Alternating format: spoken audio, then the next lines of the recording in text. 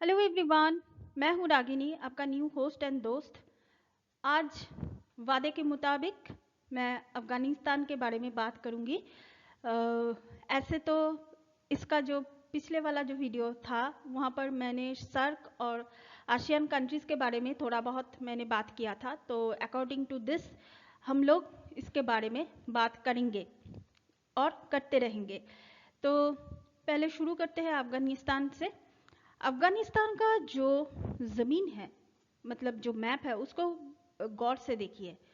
वो चारों तरफ से लैंड लैंड मतलब क्या बोलते हैं, लैंड लॉक टाइप का कुछ है। लैंड लॉक मतलब क्या है? जो ऐसा एक ज़मीन है जिसके एक साइड में समुंदर नहीं है, मतलब पानी नहीं है। चारों दिशा से ये ज़मीन के मतलब सब ज़मीन है, आसपास में सब कुछ ज़मीन है, बीच में अफ़गानिस्तान है।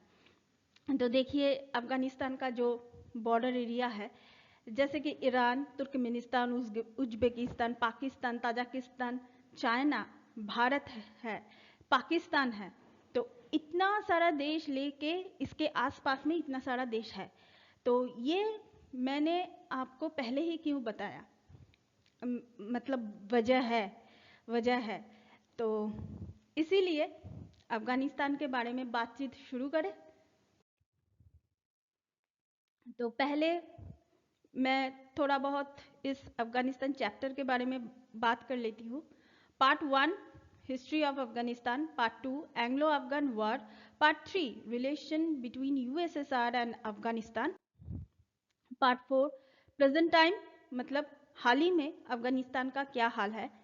वो जियोपॉलिटिकल भी हो सकता है, सोशियो इकोनॉमी हो सकता है, कुछ भी हो सकता है। सबके बारे में ही थोड़ा बहुत हम लोग बात करेंगे। इसके बाद जो आता है वो है पार्ट 5 इंडिया अफगानिस्तान का प्रेजेंट रिलेशनशिप कैसा है। अभी हम हिस्ट्री में चले जाते हैं। मैं ये 5 पार्ट इस वीडियो में बात नहीं करेंगे। इस वीडियो में सिर्फ पार्ट 1 और पार्ट 2 के बारे में हम लोग बात करेंगे। एंशियंट पर्शियन एम्पायर जो थे वो, उसका नाम तो फिलहाल तो मुझे पता नहीं है। ये हिस्टोरिकल नेम है, थोड़ा बहुत अगर गड़बड़ हो जाएगा तो प्रॉब्लम हो सकता है। तो 522 बीसी में एक पर्शियन एम्पायर अफगानिस्तान को मतलब वहाँ पर अपना शासन चलाना शुरू किया, लेकिन रूल कर नहीं पाए।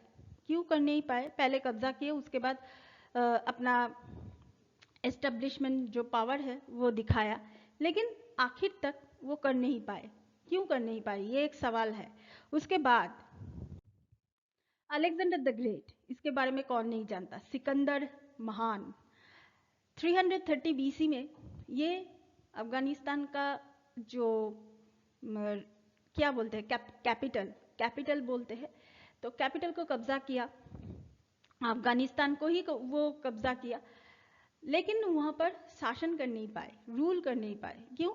ये थोड़ा अनफॉर्चुनेट था, क्योंकि अलेक्जेंडर द ग्रेट या फिर सिकंदर महान सिर्फ 32 इयर्स में उनका देहांत हो चुका था। तो दैट्स वाई उन्होंने ये चीज़ अधूरा रह गया। इसके बाद हम जिस ग्रेट ग्रेट बोल सकते हैं, काबिल बोल सकते हैं, खूंखार बोल सकते हैं, वो है चेंगिज़ खान। चेंगिज़ खान भी मतलब अफगानिस्तान में आए, कब्जा भी किया, लेकिन ज़्यादा दिनों तक वो टिक नहीं पाए। ऐसा ही हाल था जो पर्शियन जो रूलर थे उनका भी ऐसा ही हाल था। अभी अरबियन रूलर का भी ऐसा ही हाल था उन लोगों का। अब इस पिक्चर में आप देख सकते हैं। तो उसके बाद जो आए वो है शाहजहां, मुगल्स उसके बाद आए शाहजहां।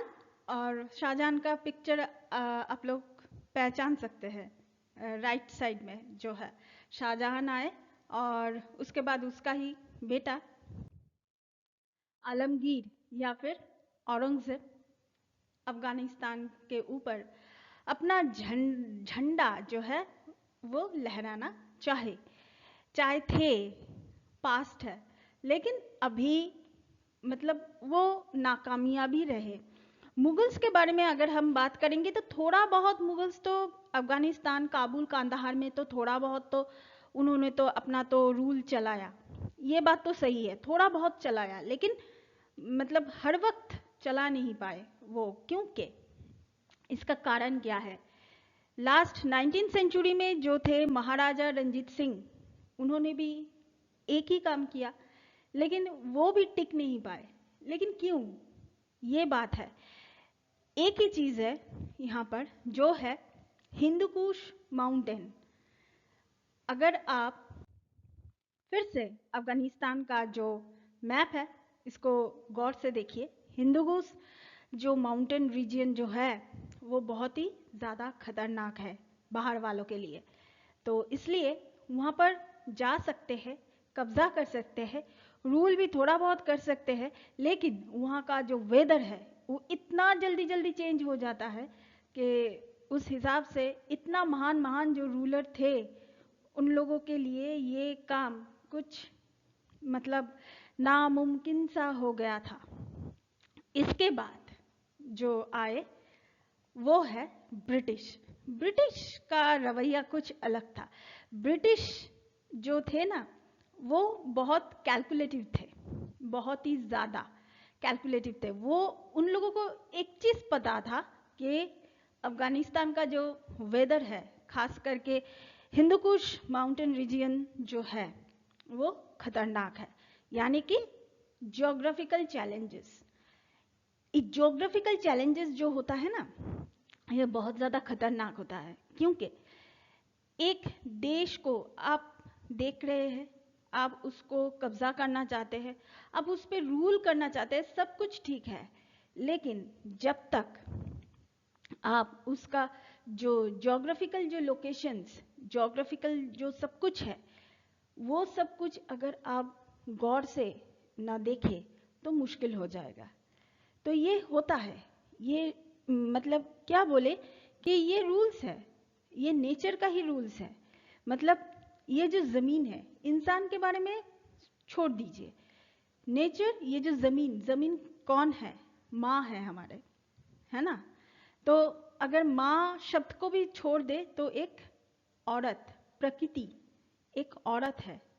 तो आप प्रकृति को आप चाहते हैं, आप उस पर कब्जा करना चाहते हैं, रूल करना चाहते हैं, तो आपको उस ज़मीन के बारे में बहुत अच्छी तरीके से होमवर्क करना पड़ता है, तब जाके आप कुछ डिसीजन ले सकते हैं। तो यही बात है, ये लैंड जो भूमि हमारे माँ है, प्रकृति है, तो ऐसे ही नहीं है। इसके बाद हम लोग जो जिस चीज़ के बारे में बात करेंगे, अफगानिस्तान में अब तो माहौल बदल रहा है, मतलब बदल चुका था। अफगानिस्तान में एक ग्रेट गेम शुरू हो गया था। कैसे? यहाँ पर अफगानिस्तान का कुछ मतलब लेना देना नहीं था उस देश का। एक्चुअली क्या था, ये 18th और 19th सेंचुरी में ब्रिटिश, 18th सेंचुरी मतलब ब्रिटिश तब तक भारत में आ चुका था, तो वो तो अपना झंडा गाड़ चुका था भारत में, तो ये तो ठीक ठाक चल रहा था। लेकिन अचानक से एक दूसरा शक्ति जो है वो उभर कर सामने आया। कौन? वो है रशिया। रशिया तब उभर कर सामने आ गया। अब रशिया का भी नज़र भारत पे था, लेकिन बीच में पिस गया अफगानिस्तान। क्यों? ब्रिटिश का तो नज़र भारत पे था ही, वो तो भारत में रूल कर ही रहा था उस वक्त। रशिया का भी नज़र था कि ब्रिटिश को हटा के हम लोग रूल करें, मतलब टारगेट उन लोगों का भारत था। लेकिन आप एक चीज़ सोचिए, 18th 19th सेंचुरी में आप लोग सोचेंगे तो पाकिस्तान तो तब नहीं था, ये बात तो सही है। तो इतना तक ज़मीन, पाकिस्तान की ज़मीन मतलब हिंदुस्तान की ज़मीन था तब 18th 19th सेंचुरी में। तो पाकिस्तान से लेकर अभी जो पाकिस्तान है, पाकिस्तान के बॉर्डर से लेकर अभी तक जो बांग्लादेश का जो बॉर्डर है, मतलब बांग्लादेश ही है, वो अखंड भारत था। ये पिक्चर तो आप लोगों के पास क्लियर है।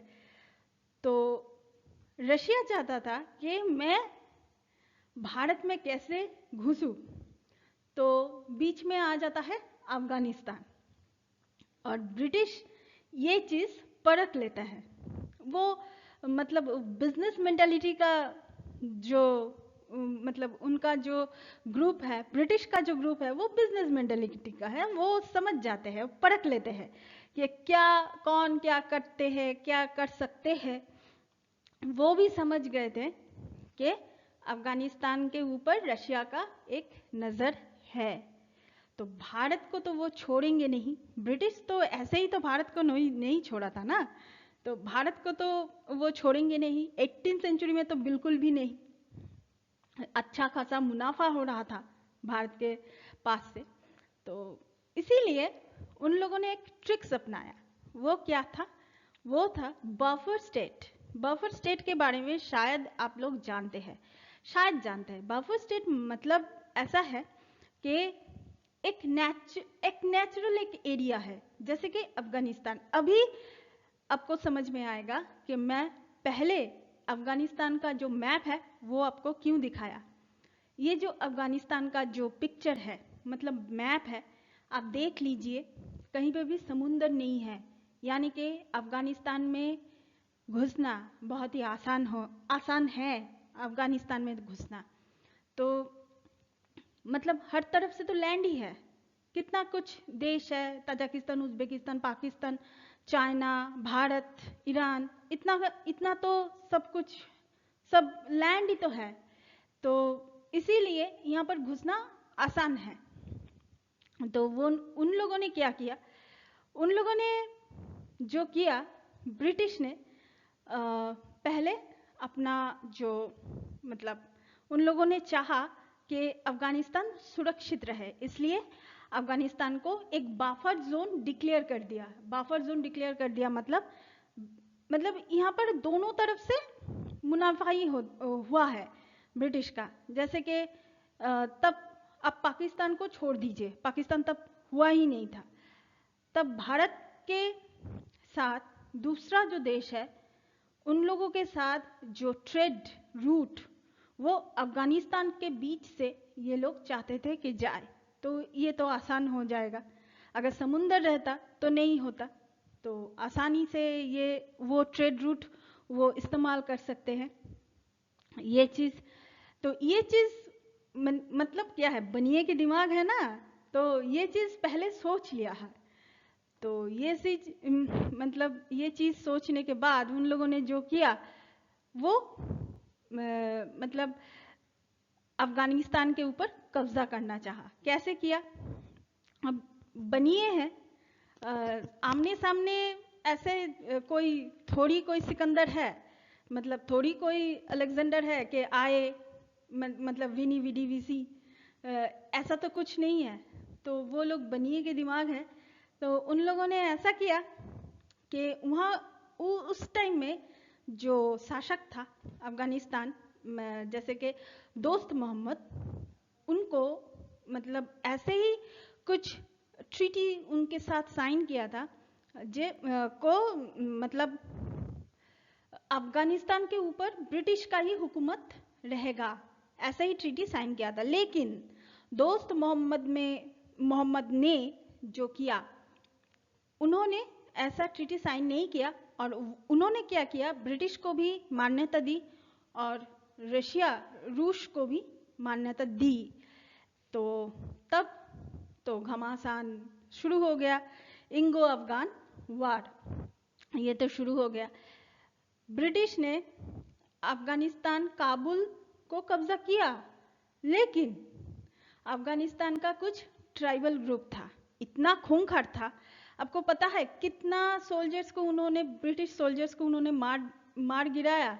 16,000, मतलब ये सरकारी आंकड़ा है। 16,000 ब्रिटिश जो सोल्जर है उन लोगों को मार गिराया। तो काबुल मतलब कब्जा करने का फायदा क्या रहा? अभी आप ये सोचेंगे, लेकिन ब्रिटिश भी है, वो लोग तो हारने वालों में से नहीं है। फिर से उन्होंने क्या किया, 1870 में उन्होंने फिर से सेकेंड एंग्लो वॉर छेड़ दिया। तो वहां पर उन्होंने क्या किया, वहां पर भी उन्होंने कब्जा कर लिया और तुरंत वो लोग, जैसे कि पहले वॉर में उन्होंने जो किया वो गलती दूसरे वॉर में नहीं किया। दूसरे वॉर में क्या किया, ज्यादा सोल्जर्स को वहां पर इन्वॉल्व नहीं किया। वहां पर उन्हीं का एक कठपुतली था जिसका नाम था अब्दुल रहमान, उनको वहां पर बिठा दिया। तो उनको उन्हीं के फेस को सामने रख कर पीछे से मतलब पीछे से ब्रिटिश अफगानिस्तान में अपना रूल चलाता रहा। तो आप लोग देख लीजिए, ये जो इंफॉर्मेशन है Afghanistan and the great game, ये किताब है, आप लोग पीडीएफ में भी अवेलेबल है, इंटरेस्टिंग है। अगर मतलब ये सब देख के ना, ये मेरा एक दोस्तों, मेरा एक दो मूवी का चैनल है, तो वो सब मूवी तो छोड़ दीजिए, ये सब इतना इंटरेस्टिंग है ना, मतलब रियलिटी कुछ अलग ही होता है सच में। जितना आप इनको जानोगे उतना ही समझ में आ जाएगा कि कौन क्या चाहते हैं। Afghanistan at the great game Amazon पे भी अवेलेबल है, और आप पीडीएफ अगर पढ़ना चाहते हैं, लेकिन किताब है, एक प्राइस तो होगा, अगर पढ़ना चाहते हैं तो पढ़ सकते हैं। इसके बाद जो हुआ, आप पहले राइट साइड में देखिए, ये है दोस्त मोहम्मद का एक पिक्चर है। उसके बाद जो डूरंट लाइन अफगानिस्तान और ब्रिटिश के बीच एक इंटरनेशनल मतलब लाइन जो है वो खींचा गया, उसका नाम था डूरंट लाइन। यहाँ पर मतलब ये कुछ ज़्यादा कुछ नहीं है, एक बॉर्डर है, सोचिए भारत नेपाल का बॉर्डर, उस बॉर्डर का एक नाम है, वही अफगानिस्तान और अभी फिलहाल पाकिस्तान के बीच में जो बॉर्डर है उसका नाम है डूरंट लाइन। ये जो मैप में आप देख रहे हैं कि रेड कलर का जो मतलब जो लाइन गया है वो है डूरंट लाइन, उसका नाम है डूरंट लाइन। इसके बाद ये जो पिक्चर है, ये पिक्चर वही कठपुतली का है जो बहुत अच्छा नाचता है, और ब्रिटिश ने इन लोगों, इस शहंशाह को बहुत अच्छी तरीके से नचाया भी है, नचाया भी था पास्ट टेंस। तो मतलब इनका नाम है अब्दुल रहमान।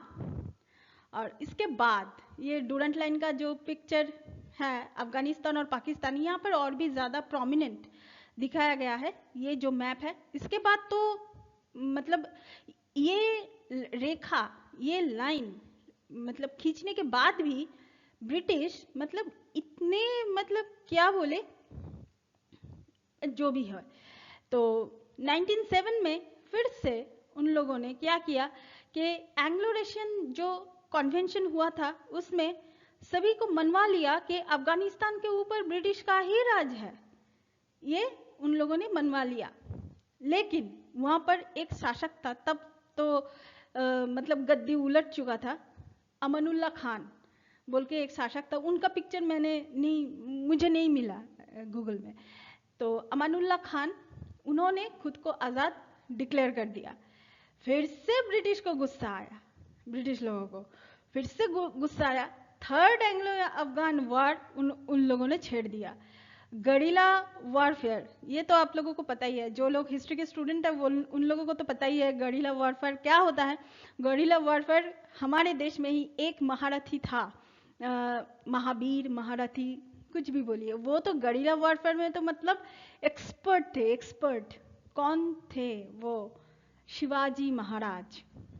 और गरीला जो वार था उसमें पीछे से हमला करते थे वो लोग, बहुत कम सोल्जर्स होता था उस ग्रुप में, और बहुत ही ज़्यादा ट्रेंड सोल्जर होता था, वो लोग खुद कम मरते थे, ज़्यादा मारते थे।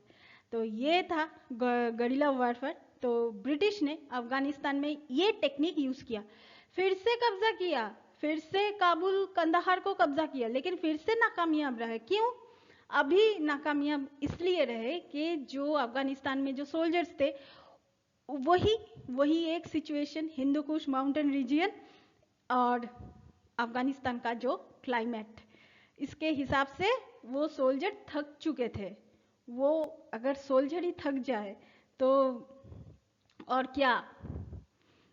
इसीलिए 1919 में अगस्त में ब्रिटिश अफगानिस्तान फ्री है, मतलब आप आज़ाद हो, ये डिक्लेयर कर चुका था। इन दो देशों के बीच एक ट्रीटी साइन हुआ था, जैसे कि ट्रीटी ऑफ रावलपिंडी। ये जो पिक्चर है रावलपिंडी ट्रीटी में जो जो थे सभी का पिक्चर तस्वीर यहाँ पर है।